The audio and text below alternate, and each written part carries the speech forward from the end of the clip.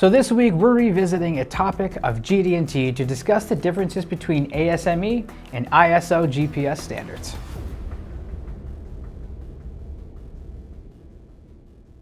Now, we've already done a couple of Protocase tips on GD&T, which is short for geometric dimensioning and tolerancing.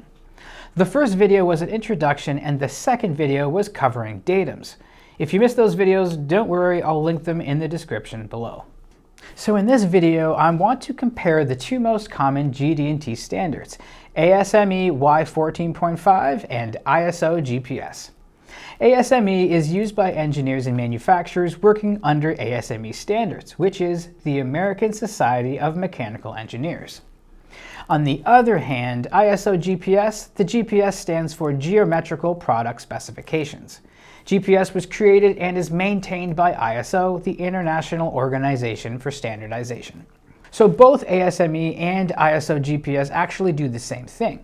They define the engineering tolerances on technical drawings. They're both trying to answer the same question. How much deviation from perfect can a part actually be?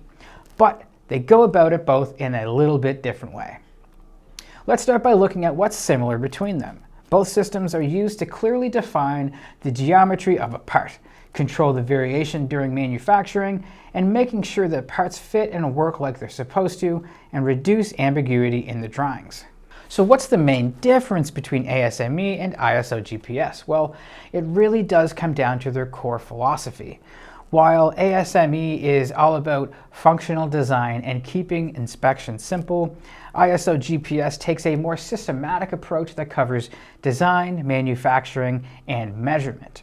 Next up, let's dive into two really important concepts: the envelope principle in ASME world and the independency principle over in ISO GPS. So in ASME, the default is the envelope principle. Think of it like this: a feature has to have the perfect form when it contains the most amount of material, such as the smallest hole can be or the largest pin can be, or what we call maximum material condition. The only way around this is if you see a special symbol, a little circle with an I for independency, or it's labeled as stock. Now, if you do flip over to ISO GPS, it's going to be the opposite. The default there is the independency principle.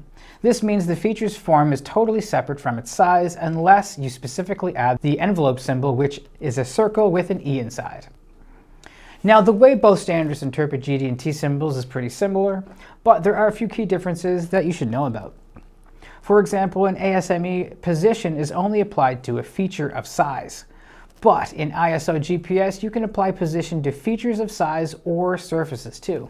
Another difference is how they handle bonus tolerances. ISO GPS can use a reciprocity symbol with a material modifier to allow bonus tolerance on either side or geometry.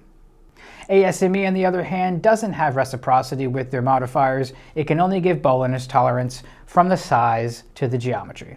You'll also find some symbols in the ASME standard that don't actually exist in ISO, like continuous feature, datum translation, and the movable datum target. It's also worth mentioning that if you're working outside of North America, you'll probably find yourself using GPS more often. But here at Protocase and Protospace MHG, we are flexible and we can work with either standard. So whatever one you're comfortable with, we will work in. Which does bring us to the end of today's video. If you do have a design that's already ready to go and you're looking for an instant quote on that design, please just head on over to our website and drag and drop your files into our instant quoter tool. And if you enjoyed this particular video, please like and subscribe for more videos coming your way every week.